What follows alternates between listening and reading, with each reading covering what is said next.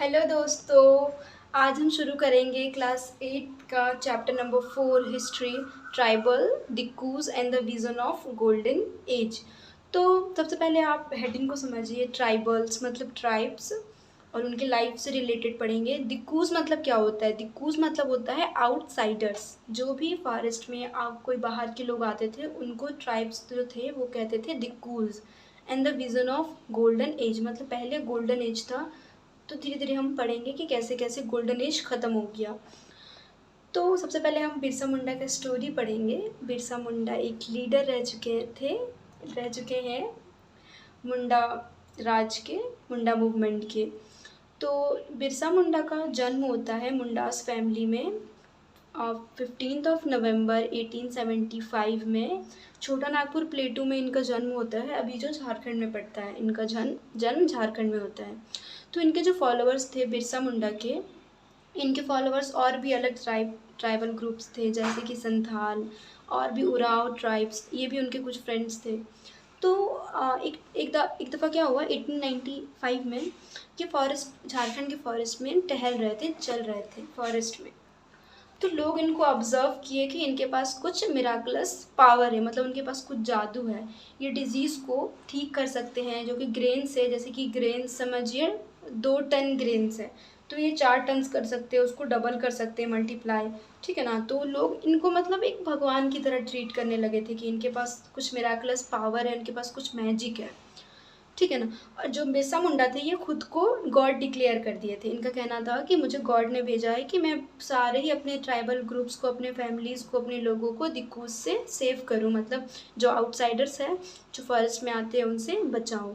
तो इनके बहुत सारे फॉलोअर्स थे, हज़ारों से ज़्यादा फॉलोअर्स इनके बन चुके थे। पर जो ट्राइब्स थे, मतलब वो मूवमेंट क्यों किए थे, जो बिरसा मूवमेंट हुआ था बिरसा मुंडा का, वो क्यों किए थे? बहुत मतलब नाखुश हो गए थे ब्रिटिश से, क्योंकि ब्रिटिश ने मतलब जो प्लेन के लोग जैसे हम लोग थे, वो लोगों को तो परेशान किए ही थे, हम नहीं थे। जो मतलब लैंड में रहते थे, प्लेन एरिया में, जो फॉरेस्ट माउंटेन्स में नहीं रहते थे, वो लोग की बात कर रही हूँ मैं। तो उनके लाइफ, उनको प्रॉब्लम ये था कि ब्रिटिश रूल आने के बाद उनका लाइफ था वो पूरा ही चेंज हो गया था। ठीक है ना। ब्रिटिश रूल ने उनके लाइफ को पूरा तहस नहस कर दिया था। तो उनके जो वेज़ है, उनके जो कस्टम्स हैं, उनके जो बिलीव्स है, उनका जो रहने का तरीका, लाइवलीहुड, सब कुछ ख़त्म कर दिया था। कौन? ब्रिटिश। तो ब्रिटिश ने सबका कर दिया था। तो इनके जो मतलब रिलीजन था, उसको भी धीरे धीरे मतलब उसको डेंजरस जोन में आ गया था। उनके रिलीजन पे भी खतरा हो रहा था ब्रिटिश से। इनकी लाइवलीहुड, उनके जीने का तरीका भी चेंज हो गया था ड्यूरिंग ब्रिटिश रूल। तो ब्रिटिश ने क्या सॉल्व किया, मतलब कि जो ब्रिटिश बोल रहे हैं कि मैंने सेव करने आया हूँ, मैं, मुझे भगवान ने भेजा है, तो वो क्या किए और दिक्कूज कौन थे और उनकी लाइफ कैसे थे। जो ट्राइबल्स हैं उनका लाइफ कैसा था वो हम पढ़ेंगे। तो ये जानिए कि जो ट्राइबल सोसाइटीज़ है वहाँ पे ज़्यादा ऊपर नीचे कोई नहीं है। ऐसा सोशल डिवीज़न नहीं है कि तुम जैसे, हम जैसे पहले था कि ब्राह्मण, क्षत्रिय, वैश्य, शूद्र। ब्राह्मण सबसे अपर कास्ट है, शूद्रा सबसे नीचे है, वैसा मतलब ट्राइबल ग्रुप में नहीं थे। वो सेम फैमिली कॉमन, मतलब अपनी शेयर करते थे, फूड को भी और अपने वर्क को भी शेयर करते थे। ठीक है ना। थोड़ा बहुत डिवीज़न था पर ज़्यादा डिवीज़न नहीं था। तो अब हम पढ़ेंगे how the lives of the tribes. Now we are going to how tribal group life, मतलब वो रहते कैसे थे। ठीक है ना। तो वो स्पेशली सबसे मेन है, वो फॉरेस्ट पे डिपेंड थे अपनी हर चीज़ों के लिए। वो एग्रीकल्चर, मतलब कि जो लैंड होता था फॉरेस्ट, उसमें डिपेंड थे। फ्रूट, वेजिटेबल्स और फ्रूट्स के जितने भी, मतलब बहुत कुछ था, वो फॉरेस्ट पे डिपेंड रहते थे, फॉरेस्ट में ही रहते थे। उनका घर था, खाना पीना सब कुछ फॉरेस्ट में। तो जो ट्राइबल्स ग्रुप थे, जो ट्राइबल लोग थे, मतलब जो ट्राइबल्स मतलब क्या होता है पहले ये जानिए। जो ओरिजिनली वहाँ के इनहेबिटेंट है, मतलब कि जैसे कि ये एरिया है, ये एरिया में मैं हज़ारों साल से रहती हूँ। ठीक है। तो मैं यहाँ की मतलब ओरिजिनल नेटिव हूँ। तो वही ट्राइबल्स है, जो प्लेस है वो ओरिजिनली ट्राइबल्स का होता है। हम लोग तो बाहर आउटसाइडर्स थे। ठीक है ना। तो जो ट्राइबल्स थे, सम वर झूम कल्टिवेटर्स, मतलब कोई कोई झूम के कल्टिवेटर्स थे, मतलब पेजेंट्स थे। झूम मतलब क्या होता है बताती हूँ मैं। तो झूम मतलब होता है शिफ्टिंग कल्टीवेशन। ठीक है। तो ये मोस्टली फॉरेस्ट में हुआ करता था, अभी भी होता है कहीं कहीं, पर अभी बहुत कम हो गया, क्योंकि इसमें एक प्रोसेस है जो अच्छा नहीं है। फॉरेस्ट को पूरा क्लियर करके उसको जला दिया जाता है। तो सबसे पहले क्या करते थे जो सब ट्राइबल्स थे, उनका एक प्रोफेशन ये था कि वो झूम कल्टीवेशन करते थे। तो ये पहले ट्रीज़ को कट करके उसको जला देते थे, पूरे फॉरेस्ट को, उसको फिर क्लियर करके उसके जितने भी ऐश होता था ऐश मतलब जो राख होता था उसमें बहुत पोटास होता था, बहुत ज़्यादा फर्टाइल कर देता था उस सॉइल को, तो उसको कल्टीवेशन करने में आसानी होता था। और वो मतलब कैसे काटते थे, तो वो एक्स का यूज़ करते थे फॉरेस्ट को, ट्रीज़ को कटिंग करने के लिए, ठीक है ना। और सॉइल को मतलब स्क्रैच करने के लिए, उसको खोदने के लिए भी उनको टूल्स का ज़रूरत पड़ता था, वो स्मॉल टूल्स का भी यूज़ करते थे। उसके बाद वो सीड को लगाते थे ड्यूरिंग रेनिंग सीजन, उसके बाद वो हार्वेस्ट करते थे और move to the another place. देखिए जैसे कि ये पूरा एरिया है, ये तो पहले वो यहाँ पे कर देते झूम कल्टीवेशन, तो यहाँ पे पूरा जला देते थे फॉरेस्ट को इस एरिया में, तो यहाँ पे सारा फर्टिलिटी एक बार कल्टीवेशन करने के बाद ख़त्म हो जाता था। फिर ये यहाँ मूव करते थे, फिर यहाँ तब तक यहाँ पे आ जाता था, फिर ऐसे यहाँ मूव कर, फिर यहाँ जाते थे। तो ऐसे ये मूव मतलब कि ये एक जगह से दूसरी जगह मूव करते थे, और जो लैंड को वो छोड़ देते थे वो फैल हो जाता था, बहुत टाइम के बाद वहाँ पर फर्टिलिटी वापस आता था। तो कुछ लोग झूम्स थे, ठीक है ना, मैं झूम कल्टीवेटर्स थे, कुछ कल्टीवेशन भी करते थे। तो कुछ लोग हंटर गैदर्स थे, हंटर्स मतलब जमा कर सॉरी हंट करना, ठीक है ना, और गैदर्स मतलब कुछ फूड को जमा करना। तो कुछ लोग एनिमल को हंट करते थे, ठीक है ना, और फूड को गैदरिंग करते थे, क्लियर। वो क्या करते थे, फॉरेस्ट को एज अ एसेंशियल उनके लिए बहुत ज़रूरी था, मतलब सर्वाइवल के लिए फॉरेस्ट बहुत ज़रूरी था। तो कोंड है, कोंड्स ट्राइब है उड़ीसा में, ये हंट करती है बहुत सारी चीज़ को, जैसे बहुत सारी चीज़ को मतलब कि बहुत सारे एनिमल को हंट करने के बाद वो एक दूसरे से डिवाइड कर लेता है। ऐसा नहीं कि वो अगर हंट किया तो उसको नहीं देगा, वो नहीं किया तो उसको नहीं, वो एक दूसरे से डिवाइड करते थे। ये फ्रूट को खाते थे, ठीक है ना। वो रूट्स थे, जो रूट होता था प्लांट का, उससे वो ऑयल निकालते थे और कुकिंग करने के लिए ऑयल काम आता था। फिर ऑयल निकालते थे वो साल महुआ ट्री से, ओके, सीड से। साल और महुआ का जो सीड होता था उससे ऑयल निकालते थे। और फॉरेस्ट से और क्या क्या काम होता था, वो मेडिसिन पर्पस के लिए भी काम आता था। फिर जो फॉरेस्ट के बहुत सारे चीज़ होते थे, वो अगर प्लेन लोग मतलब जो नॉर्मल लोग रहते थे वहाँ पे नॉर्मल एरिया में, उनको अगर ज़रूरत पड़ता था तो वो वहाँ पे उनको लोकल मार्केट्स में भी बेचते थे। तो ये सारे कुछ काम ये हंटर्स गैदर्स ये करते थे, ओके। तो जो लोकल वेवर्स होते थे जो बुनाई करते हैं, वो क्या करते थे, वो प्लेन एरिया के होते थे। तो कौन उनको कुसुम, पोटास और फ्लावर बहुत सारी चीज़ों को सप्लाई कर देते, क्योंकि ये वेवर्स होते थे, वीवर्स। तो इनको डाई का ज़रूरत पड़ता था, तो एक फ्लावर देते थे जिससे ये कलर चढ़ा देते अपने कपड़ों में। तो ठीक है ना, और ये जो लोकल वेवर्स होते थे वो इनको राइस देते थे, ग्रेन्स देते थे। तो एक दूसरे को मतलब ये अपने फॉरेस्ट की चीज़ों को इनको देते थे, और ये जो लोकल वेवर्स होते थे वो इनको सप्लाई करते थे। पर कुछ लोग तो अलग काम भी करना शुरू कर दिए थे, जैसे कि लोड्स जितने वो कैरी करना शुरू कर दिए थे। बिल्डिंग्स में अगर रोड बनना है तो उसमें अगर लेबर का वर्क करना शुरू कर दिए थे, ठीक है ना। जब फॉरेस्ट प्रोड्यूस बहुत कम हो जाता था तो वो अलग कामों के लिए भी सर्च करते थे। अब देखिए फॉरेस्ट में प्रोडक्शन नहीं हुआ है, समझिए, अगर प्लांट्स वगैरह ज़्यादा अच्छे से नहीं है, ट्रीज़ में भी ये थोड़ा प्रॉब्लम हो गया, या फिर फ्रूट्स वगैरह गैदर नहीं कर पा रहे, या फिर हंट भी नहीं कर पा रहे, तो वो दूसरे काम भी करते थे, ठीक है। लाइवलीहुड के लिए कुछ भी करना पड़ता है। बट कुछ बाइगास ट्राइब्स होते थे, सेंट्रल इंडिया में बाइगास ट्राइब है, वो कभी अलग वर्क नहीं किया, मतलब वो सारा कुछ फॉरेस्ट में ही करते थे। मतलब वो दूसरों के लिए काम करना बिल्कुल मना करते थे कि नहीं, हम दूसरों के लिए काम नहीं करेंगे। देखिए लेबर्स का क्या काम है, हम दूसरों के लिए काम करते हैं, रोड मतलब दूसरों के लिए, कैरी लोड्स दूसरों के लिए उठाते हैं। पर बेगास ट्राइब ये सेंट्रल इंडिया में ये दूसरों के लिए काम नहीं करते, ये देखते थे कि हम फॉरेस्ट में ही हमारा है सब कुछ, और हमें फॉरेस्ट में ही काम करना चाहिए। और इनका कहना था कि अगर हम दूसरों के लिए काम करेंगे तो ये हमारी डिग्निटी मतलब हमारे रेस्पेक्ट के नीचे हो जाएगा, ठीक है ना, हम लेबर अगर बन जाएंगे तो, ओके। तो कुछ प्रॉब्लम भी आया, बहुत सारा प्रॉब्लम भी हुआ इनके साथ। तो जो ट्राइब्स हैं उनको ये भी प्रॉब्लम होता था कि अब फॉरेस्ट में तो सारी चीज़ मिलता नहीं था, तो उनकी लोकेलिटी मतलब उनके आसपास में सारा ही गुड्स नहीं मिलता था उनको। कभी कभी प्लेन एरिया के लोगों पे भी डिपेंड होना पड़ता था, मतलब ट्रेडर्स पे, मनी लेंडर्स पे, ठीक है ना। कभी कभी उनको लोन का भी ज़रूरत पड़ता था, तो वो मनी लेंडर से लोन लेते थे ट्राइब्स, और वो लोन लेते थे, और जो ट्राइब्स थे वो फिर दूसरा चीज़ खरीदते थे, लोन लेते थे मनी लेंडर से, फिर वो जाके अपनी ज़रूरत की चीज़ खरीदते थे। पर ट्रेडर्स क्या करते थे, उनको अगर कुछ बेचते थे तो ट्रेडर्स बहुत ज़्यादा प्राइस में बेचते थे, ठीक है ना, ट्राइब्स को, तो उनको बहुत प्रॉब्लम हुआ। और इंटरेस्ट जो मनी लेंडर्स है, अगर लोन दिए किसी ट्राइब्स को तो इंटरेस्ट बहुत ज़्यादा लगा देते थे। इसकी वजह से क्या होता था, बहुत कर्ज होता था उनके ऊपर, और गरीबी बहुत ज़्यादा, पॉवर्टी बहुत हो जाता था।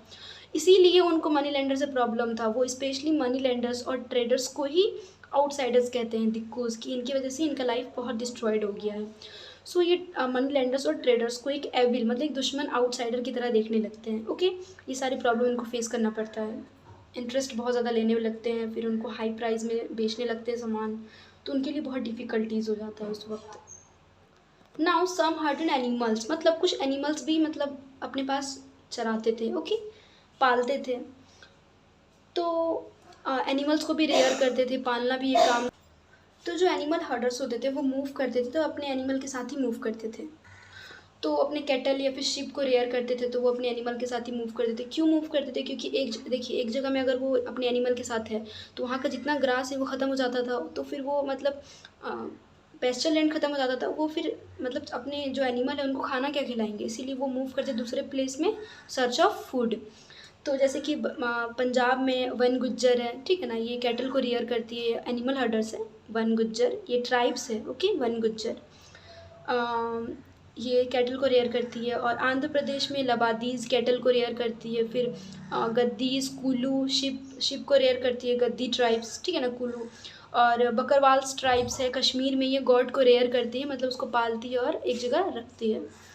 तो कुछ जो ट्राइब्स हैं तो हम, ठीक है ना, वो कुछ एनिमल हर्डर्स भी होते हैं जो एनिमल को रखते हैं, एनिमल्स को पालते हैं और अपनी लाइवलीहुड को जीते हैं। पर सम टुक टू सेटल्ड कल्टीवेशन, मतलब सब, हमने अभी तक जहाँ तक पढ़ा झूम कल्टीवेशन में भी मूव करते हैं वो लोग, गैदरिंग में भी और हंटिंग में भी उनको मूव करना पड़ता है, और एनिमल हर्डर्स में तो मूव करना ही पड़ता है। पर कुछ ट्राइब्स थे जो सेटल हो गए थे एक एरिया में, ठीक है। तो 19वीं सेंचुरी से पहले क्या हुआ था, तो बहुत सारे ट्राइब्स एक जगह सेटल हो गए थे, एक एरिया बोले कि हमारा एरिया है, वहाँ पे पूरा एक अपना मोहल्ला बना के सेटल हो गए थे।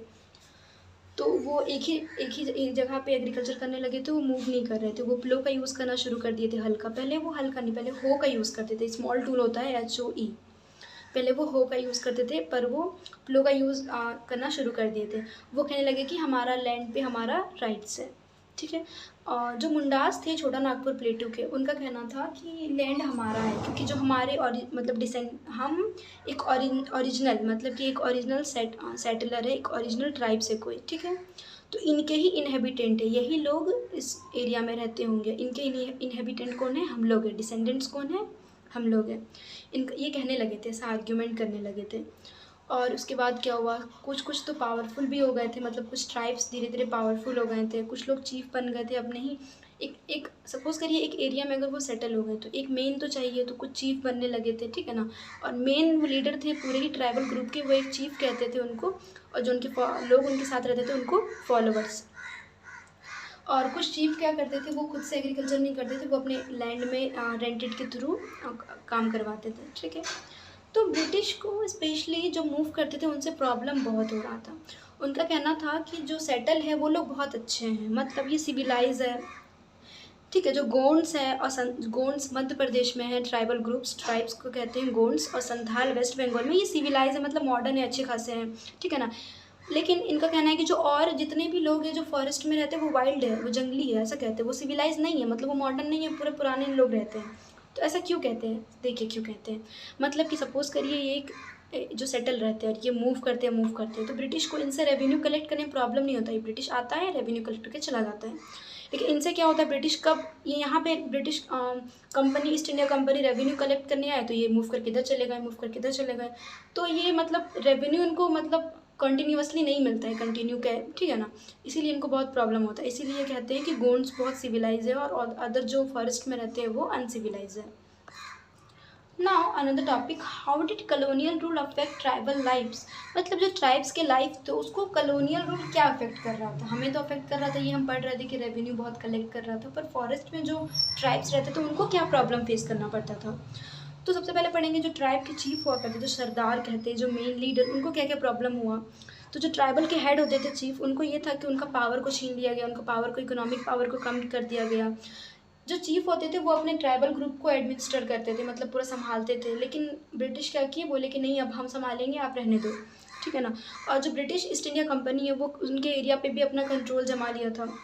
उसके बाद वो अपना पॉलिसी, अपने लॉज, मतलब जो चीफ ने पहले लॉज बनाया था उसको ख़त्म करके अपना लॉज स्टार्ट कर दिए थे ब्रिटिश ईस्ट इंडिया कंपनी में।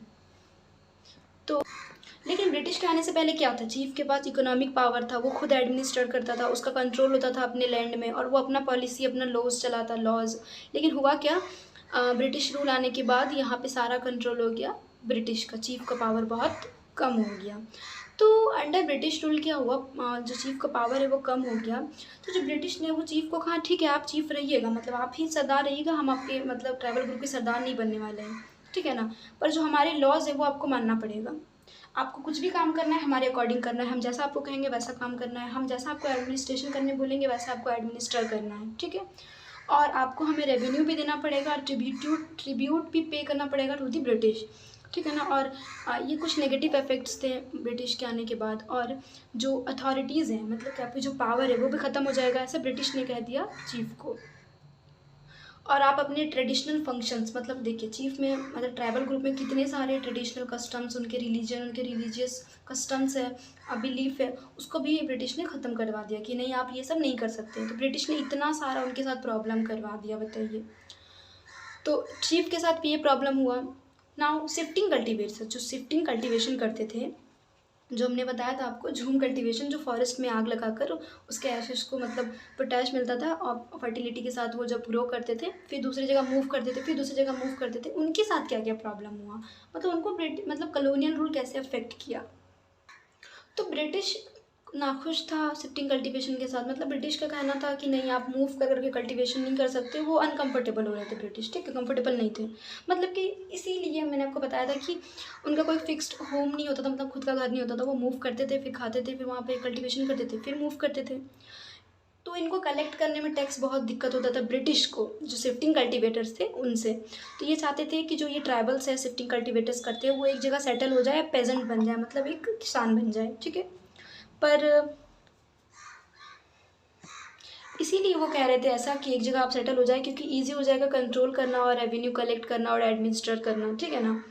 और ये चाहते थे कि हमें रेगुलर रेवेन्यू मिलते रहे, मतलब कि ऐसा ना हो कि आप अगर आज यहाँ पे कल्टीवेशन कर रहे हो तो यहाँ मैं लेने जाऊँ तो फिर अगली बार मैं फिर यहाँ लेने गया तो आप नहीं हो, ऐसा नहीं होना चाहिए, मतलब रेगुलर हमें रेवेन्यू मिलते रहे। इसीलिए इन्होंने लैंड सेटलमेंट को इंट्रोड्यूस कर दिया 1793 में, ठीक है। परमानेंट सेटलमेंट, बहुत सारे लैंड रेवेन्यू सेटलमेंट्स को इंट्रोड्यूस किया, हमने पढ़ा पहले, और इससे पहले चैप्टर में कि और बहुत परमानेंट सेटलमेंट, मुनरो सेटलमेंट, ठीक है, रैयतवाड़ी सेटलमेंट। तो ये सारे कुछ सेटलमेंट्स को इंट्रोड्यूस कर दिए ब्रिटिश ने इनको कंट्रोल करने के लिए, ओके।